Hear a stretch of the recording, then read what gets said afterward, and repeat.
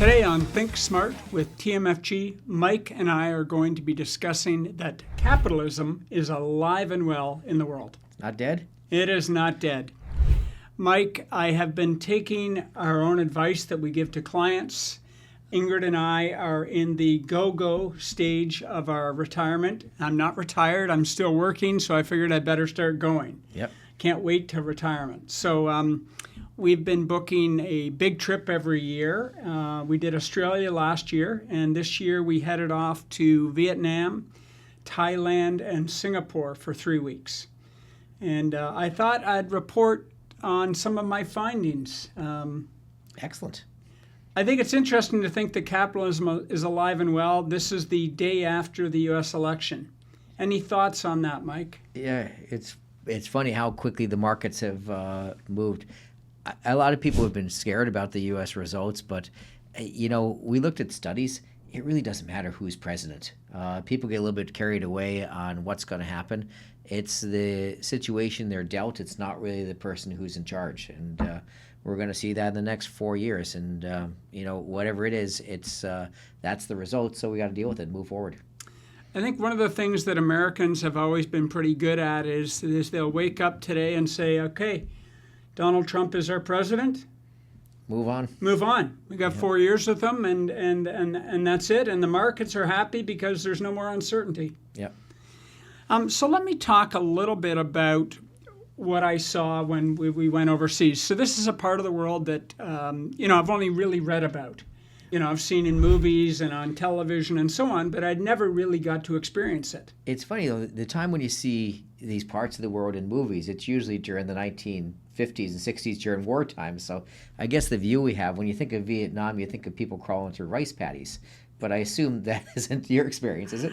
No, when I'm traveling, I'm always thinking behind the scenes of what I do for a living. And I'm an optimist, and I'm always looking for things that are good and for things that are bad. And, before we go into a city, I would sort of Google, okay, is it safe?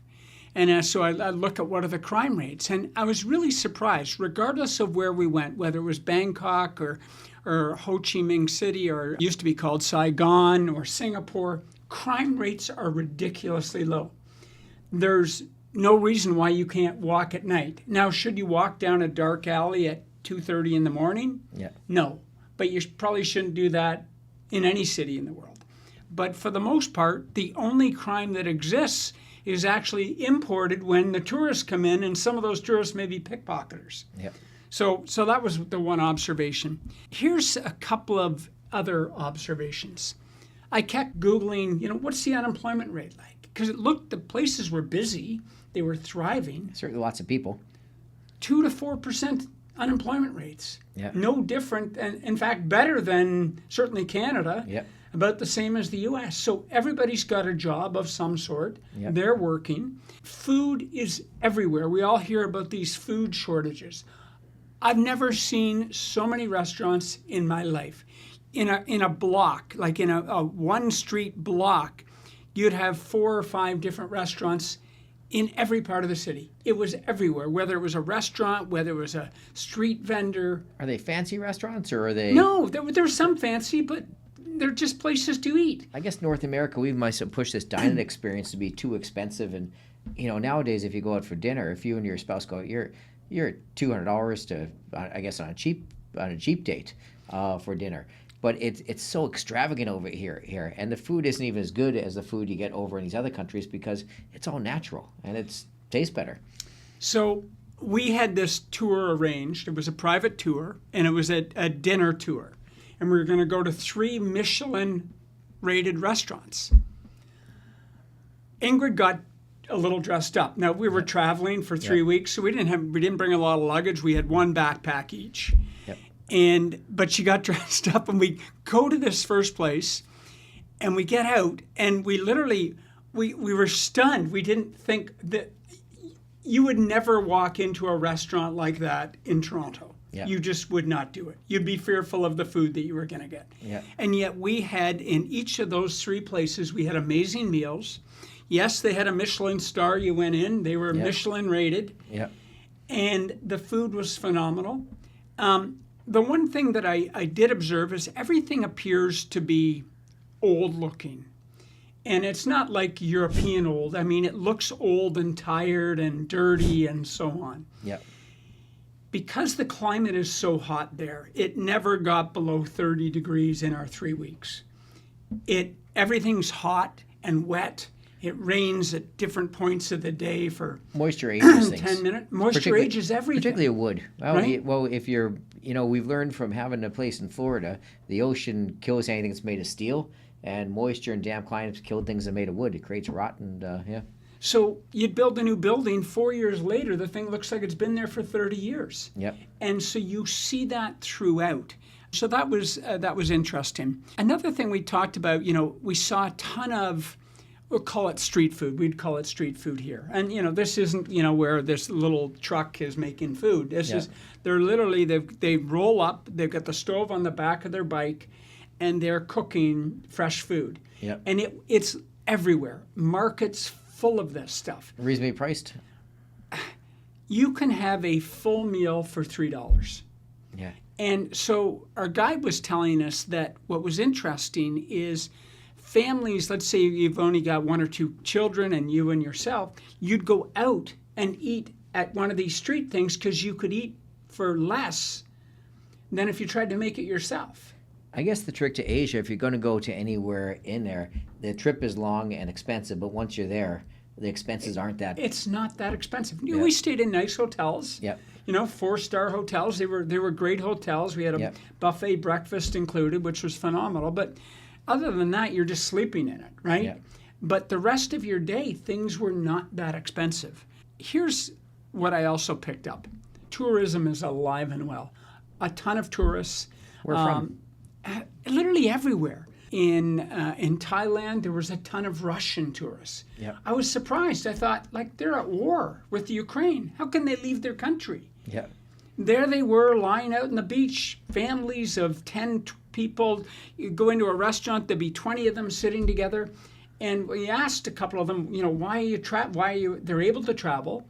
There's only a few countries they can go to. Thailand is one of them. Yep. And they want to get away from the war and all the news about the war. So they want to travel. Lots of Australians, a few Canadians, a few Americans, Chinese. At the end of our trip, a ton of people from India. India is not that far away. It's a 5-6 hour plane ride away. Yep. And so a ton of Indians, big families. How's it work for credit cards accepted everywhere? Is it easy to pay with credit cards, or is it cash society? A lot of cash. Yeah. A lot of cash, but credit cards in most places. Even the smallest little vendor had a way to take a credit card. Yeah. And you could get Wi-Fi wherever you were pretty easily? They would have these, the little square cards that they pull out. You tap on those, and they would somehow have it jigged to their phone or some little iPad. And, you want to pay with your credit card? Go ahead. Yep. Even American Express in a lot of the places was accepted. Yeah. So that was working. Tourism, there were lineups for the attractions. Yep. It was a fairly busy time period that we were there. There were some holidays that were in there. But I was happy to see that capitalism is alive and well. People are still spending money. People want to start businesses. And I guess a lot of those places, too, you're not necessarily employed by someone. When you go to all these street vendors, they're sort of self-employed. They're self-employed. Yeah. But they're feeding their family. They're making a living. Yeah. It was interesting when we were in a place called Chiang Mai, and we didn't know, a day before we left, we're talking to one of the guides, said, "Oh, you've got to be careful. Chiang Mai's just had serious flooding. Yeah. The biggest flooding they've had in over 60 years. Yeah. And the water was literally up to, if you take a wall, the water was up to this high on all the buildings as we walked around. The one thing you realize is it was only part of the city that was flooded, whereas when you read the news, you think it's the whole As of usual. Chiang Mai is flooded, Yeah. right? The other thing we saw is just how strong the people are. Here, their shop has been flooded. All their merchandise has been destroyed. What did they do with the merchandise? They took it, they washed it, and they put it back out for sale, 10 cents on the dollar, to try and blow it all out because they got more stuff coming in to sell next month. Yeah. And we see that in Florida. Florida, our place in Florida, it luckily survived. Yeah. But they're building it back up. Restaurants got destroyed, but it's going to be rebuilt. That's what we do. It's funny, people always ask me why I don't like investments like gold and Bitcoin and things like that. I like to invest in companies because companies are resilient. Companies adapt. Other things that are just materials can't adapt to anything. Companies always make adjustments and adaptations to go and deal with whatever they're being dealt at the time, and it's great to watch. I think back, we talked a lot about, with people that we met, we talked about how difficult COVID was for them as well. Yep. And they went through just like we did, where everyone had to stay home. And so it was difficult for their economy to get through it, and tourism disappeared. All of these places live for tourism, and there were no tourists. But they survived. I would say they're thriving. Yeah, it seems that communism is becoming more of a thing of the past, even though no one wants to admit it. It used to be capitalism versus communism. It used to be a war between the two. And what's happened, communism didn't want to declare a loss to the whole deal, but you can see all these countries that were heavy communist are moving more toward the capitalist side of things. You see it in China, you see it in Russia. They continue because the only way they're going to survive in the world is have that capitalist mentality working for them. Otherwise, countries don't work. We've watched it. If they stick with that straight where everyone's working for the government and being paid the same wage, it just doesn't work. That's what amazed us. We knew Vietnam was communist. Yep. And so we're expecting to see restrictions and all of that. And there was none of it. Now, they still are run by a communist government. The government makes all the decisions. Yep. All the decisions. And, in many cases, they can't own property, but they can certainly open up a retail store and sell merchandise or, open a restaurant and provide meals for people. There's no restrictions on that. Some interesting other observations were the streets. Okay, Toronto is one of the worst places for traffic. Yeah. And when we were there, especially in Vietnam, the traffic was crazy. The roads were packed. Most of it was scooters, a mix of scooters, buses, trucks.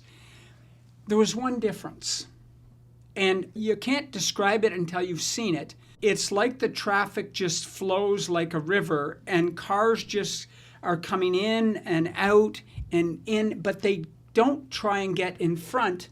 They just find their spot in behind. And so there's no honking. Yeah. You'd have people riding scooters, 4 scooters beside each other on a narrow road, and they're all going at the same speed or different speeds. Somehow it works. No one hits the scooters. Yeah. Cars don't hit each other. There's no police around.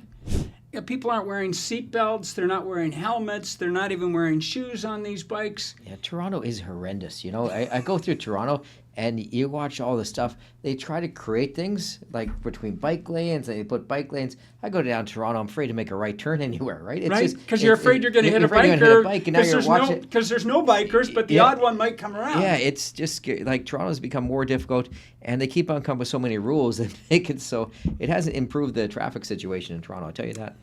Interesting things. We get to Singapore. Now, Singapore was very interesting. Think of it a little bit, anyone who's been to Las Vegas. Yeah. Everything's big and beautiful and new. Yeah. And they've really created it for tourists. Yeah. An amazing subway system. So we used the subway system. Yeah. Ingrid did not want to. Yeah. And I said, come on, honey, we got to give this a try. So we went and figured out the process. And literally, so we go, where do we buy tickets? And they go, well, do you have a credit card? Yes. Okay, well, just go tap your credit card. Okay, so we go through the gates, we tap our credit card, the door opens, and you go in. And then when you get off at your stop, you just tap your credit card to get out. Yeah.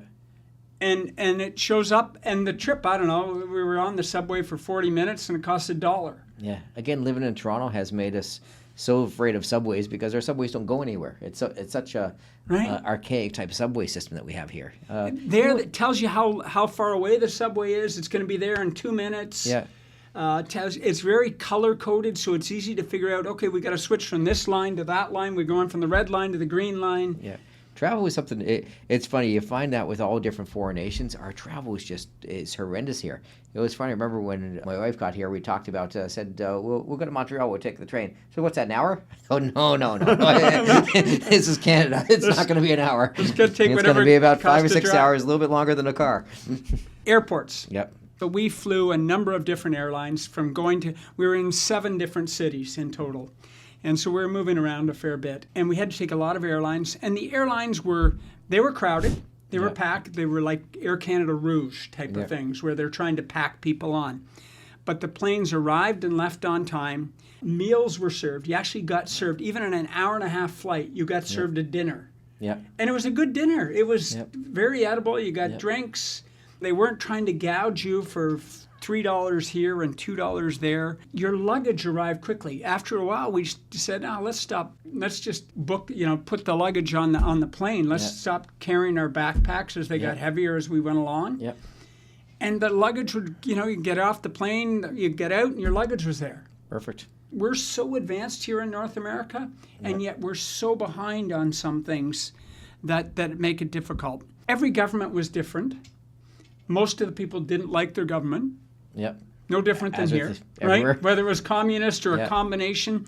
Some had, still had, a king and a queen. Others had prime ministers and so on. Yep. None of them really liked their governments, so no different there. But life thrived. Families are big. People are hardworking. People are happy. Yep. And I think when we sit back and we read the news and we see of all this oppression going around in the world and how difficult it is for people, we forget that maybe it isn't that bad and maybe it isn't that much better over here. Yep. At least those are my observations. The last one was crime. I mentioned it earlier. There is no crime there. The penalties are severe. If you try and get caught stealing, you're in jail for 10 years. Yep. So guess what? There's no theft. There's no petty crime. Yep.